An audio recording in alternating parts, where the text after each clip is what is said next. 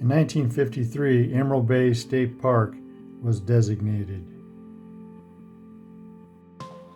The bay is about 1.7 miles in length and about 2/3 of a mile wide at its widest point.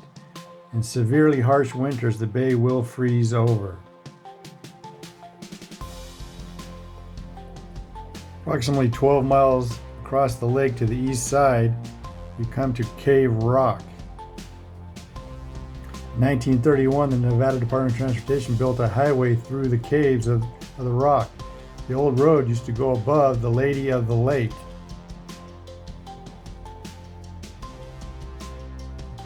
The Washoe Indians considered Cave Rock a sacred place.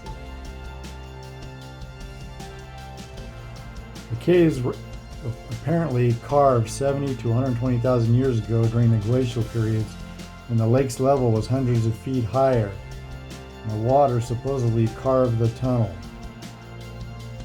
In 1969, Emerald Bay was recognized as a National Natural Landmark by the Federal Department of the Interior.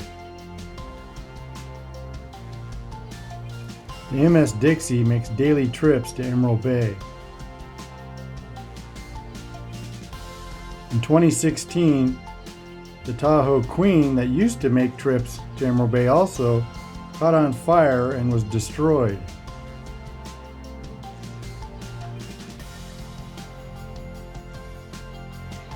In 1994, California State Parks included the surrounding water of the bay as a part of the park, making Emerald Bay one of the first underwater parks of its type in the state, protecting the various wrecks and other items on the bay's bottom.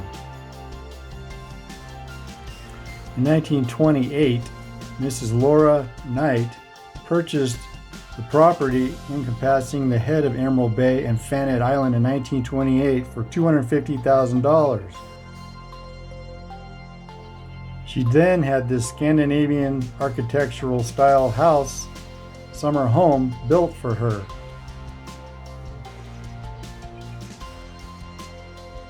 There's a steep trail that leads down to Vikingsholm from Highway 89.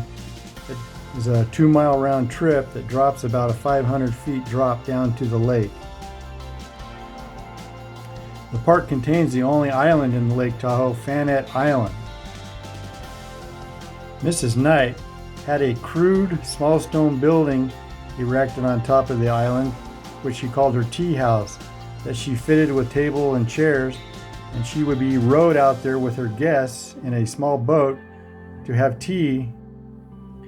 Fanette Island was also the home of Captain Dick Them's My Toes Barter from 1863 to 1873. The eccentric captain had moved from England and built his own tomb and chapel on the island.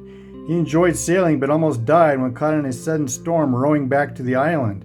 He survived by tying himself to his dinghy and riding out the storm.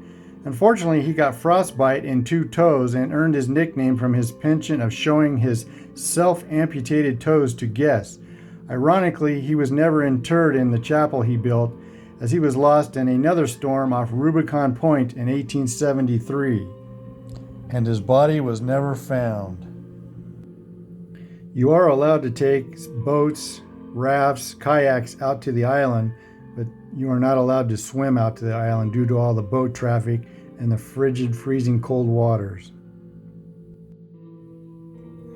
Over the years, Fanette Island has been called Coquette, Baranoff, Deadman's, Hermit's, and the Emerald Isle.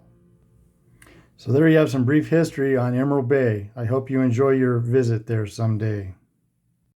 Elf Lord's Journeys.